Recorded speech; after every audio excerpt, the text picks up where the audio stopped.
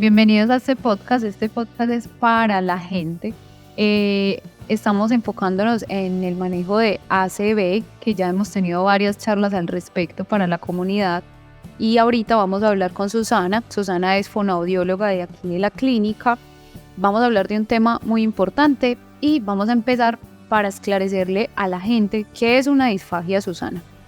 Gracias, doctora Andrea, por la invitación a hablar el día de hoy de disfagia. Entonces, para iniciar, ¿qué es una disfagia? Es un trastorno de la deglución, es una dificultad para tragar, que puede ser alimentos sólidos, líquidos, incluso la misma saliva.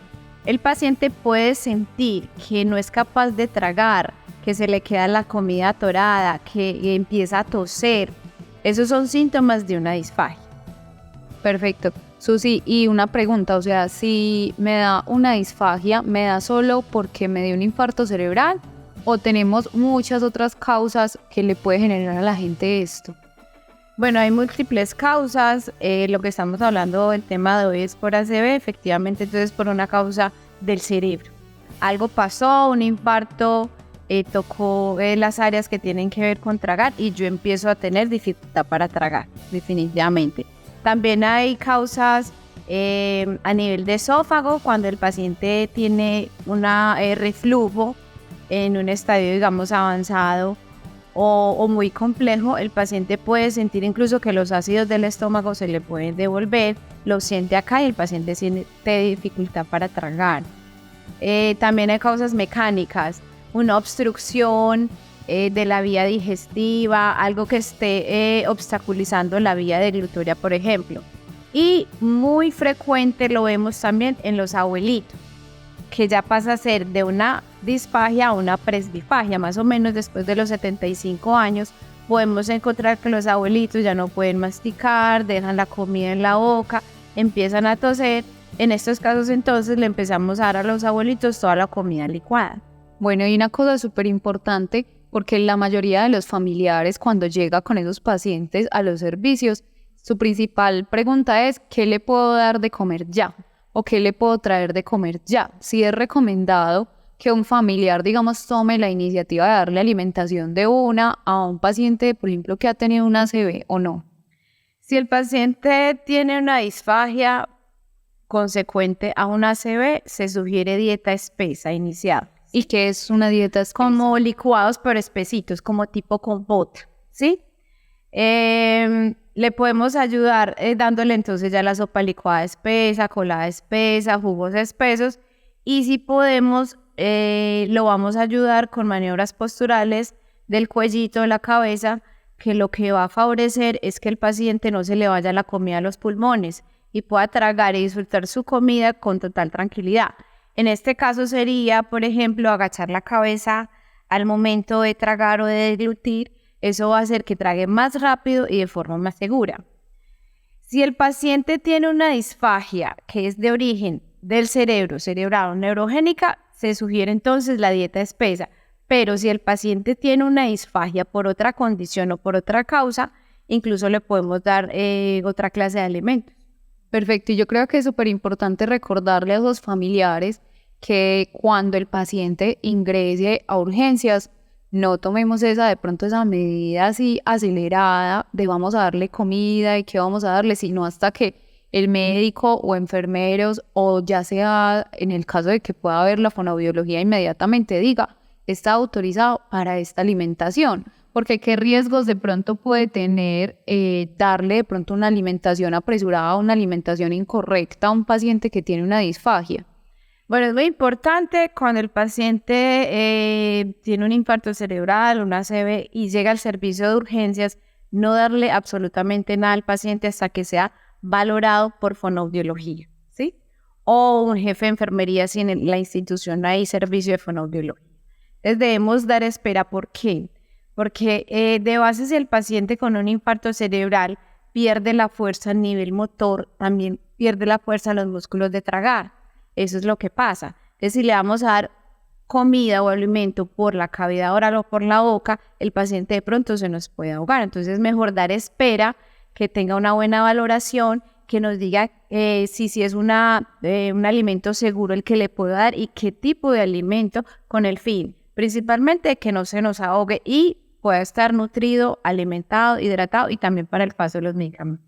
Susi, y una pregunta, por ejemplo, los familiares, el personal del hospital, los que estamos cercanos a los pacientes, ¿cómo nos damos cuenta que el paciente está sufriendo de una disfagia? ¿Cómo lo detectamos? Bueno, muy importante la pregunta.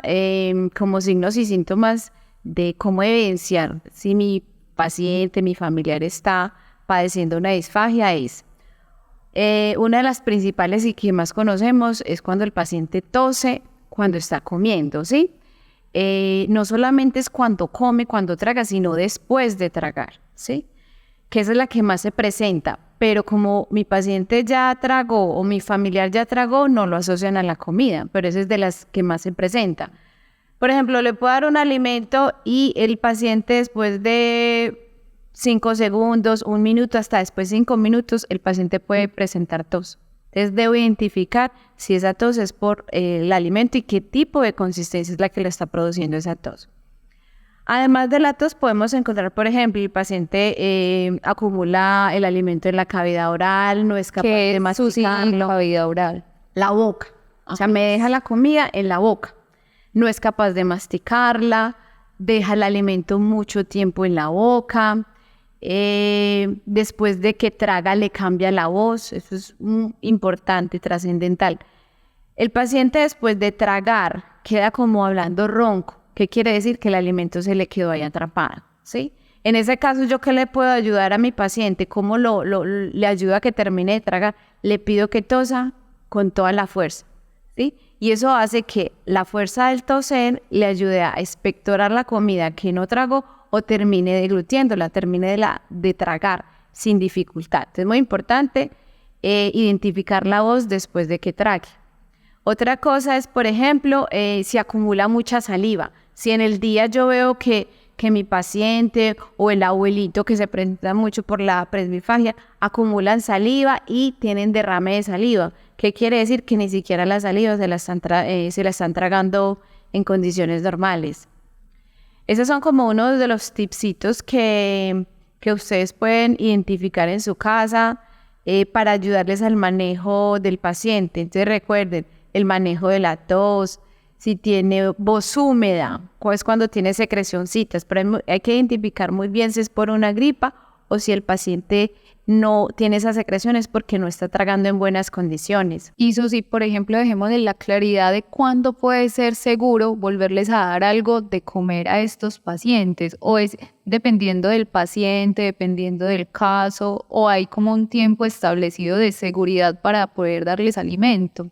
Bueno, es muy importante el diagnóstico del paciente, porque ese es el que muchas veces me va a definir incluso qué tipo de alimento le puedo dar a mi paciente, si dependiendo de ese diagnóstico, incluso si le puedo dar alimentación por la boca o si lo tengo que llevar a un soporte alterno de alimentación como una sonda nasogástrica, ¿sí? Es muy importante el diagnóstico. El diagnóstico nos va a ayudar tanto a qué tipo de consistencia y cuál va a ser el manejo de la rehabilitación, o sea, en cuánto tiempo yo le puedo ir modificando la consistencia de alimento que sea segura para que no se nos vaya a broncoaspirar o que vaya a ir el alimento a los pulmones. Entonces aquí es mirar la rehabilitación, siempre debe estar apoyado de los familiares, de los rehabilitadores, dar unas buenas técnicas de compensatorias de alimentación, una buena rehabilitación que le ayude al paciente a ejercitar los músculos precisamente que se debilitaron de la deglución con el fin de que vuelva a tener fuerza y el paciente le podamos después modificar la consistencia de alimento de modo tal que el paciente ojalá pueda volver a comer lo que antes podía comer y que también lo haga feliz al momento de la alimentación. Claro, y yo veo que ahí mencionas algo que me parece muy importante, y es que también depende del cuidado de la familia, no es solamente iniciar esa rehabilitación cuando va al fonoaudiólogo, cuando va a terapia, sino que darle las instrucciones a esa familia para que continúen ese proceso de rehabilitación. ¿Podrías decirnos, por ejemplo, qué consejos le darías de pronto a esos pacientes o a esos familiares para continuar en la casa, continuar todo ese proceso? Bueno, el trabajo en conjunto con la familia es trascendental, porque esto incluso va a depender la evolución del paciente. que se recupere, pues incluso en todos los ámbitos. En este caso como tal, muy específico, la deglución es siempre seguir la instrucción del fonoaudiólogo de qué consistencia es la más adecuada para mi paciente, qué es lo que le debo dar de forma más segura, ¿sí? Entonces aclarar qué consistencia o textura de alimento, qué cantidad incluso debe ir en la boca, porque puede que yo tolere una cucharada de 10 centímetros, pero puede que mi paciente con 5 centímetros solamente pueda tragar sin ahogarse. Entonces definir muy bien las cantidades que van en la boca, qué utensilios puede utilizar. Incluso cuando tengo dificultad para tragar no se sugieren los pitillos porque la velocidad con que entra el alimento es mucha, de pronto mis músculos de tragar no están preparados y con eso incluso me puedo ahogar, ¿cierto? Entonces definir qué tipo de consistencia, qué cantidad en la cavidad oral, qué utensilios voy a manejar, la postura, o sea, voy a manejar el paciente muy bien sentado, apoyado en maniobras posturales, enseñarle las maniobras posturales dependiendo de cada necesidad del paciente, que esto lo que va a ayudar es que al paciente no se me vaya a ahogar. Susi, y otra pregunta, por ejemplo, si ese paciente ya llegó a un punto de que necesite una gastrostomía, que necesite ponerle una sonda pegada a su estómago para poder alimentarlo, pasarle una sonda por la nariz para poder alimentarlo, en algún momento, ¿será que vuelven a probar la comida, a sentir el sabor tan delicioso de pronto de algunos alimentos? ¿O ya de ahí no tenemos mucho que hacer? Bueno, como lo dije anteriormente, cuando llegan al servicio de urgencias es definir alimentación oral o sí.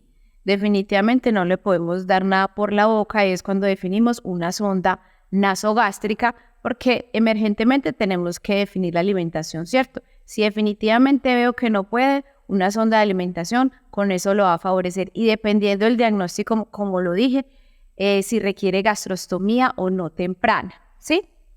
Si el paciente lo vamos a conllevar a una gastrostomía a nivel intrahospitalario es porque en realidad el paciente se va a demorar en volver a comer por la boca. Pero eso no quiere decir que el paciente nunca le volvamos a dar alimentación oral. Ya es en la casa, como lo dijo con el apoyo de los rehabilitadores, una buena terapia, una constancia es muy importante.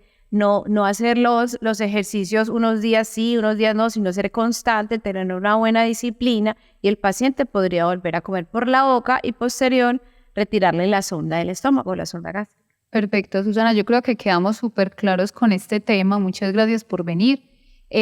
Agradecemos a todo nuestro público que está conectado el día de hoy. Muchísimas gracias. Gracias por la invitación.